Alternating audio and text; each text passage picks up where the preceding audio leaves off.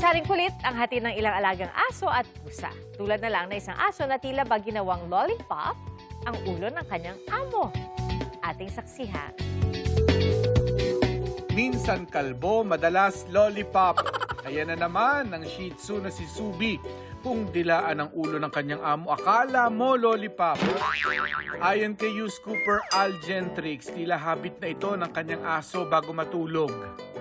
Hirit ng mga netizen, tipid siya sa treats dahil para siyang lollipop na hindi na uubos. Tipid din daw sa tubig dahil hindi na kailangan maligo. Biro pa ng isa, sa sobrang sipag ng aso, makintab na raw ang ulo ng amo.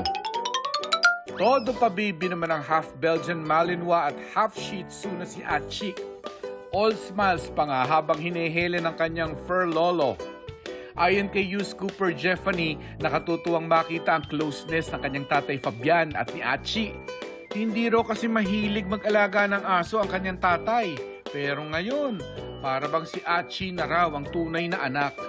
Spoiled pa siya at mas masarap pa ang ulam kung minsan. Laugh trip din ang kuting na si Miami. Todo zoomies kasi ang 3-month-old na fur baby ni Hughes Cooper Bridget. Pero ilang saglit lang, hihilata rin pag napagod na para bang maghapon siyang kumayod. At kung matulog, nakataas pa ang mga paa.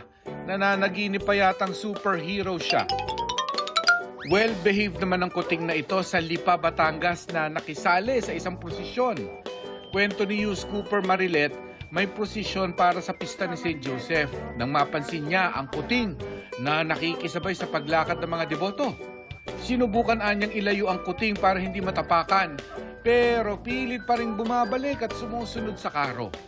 Pero wag niya mag-alala dahil may umampun na sa Certified Katoliko.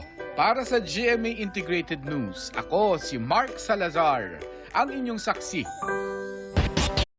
Mga kapuso, maging una sa saksi. Mag-subscribe sa GMA Integrated News sa YouTube para sa iba't ibang balita.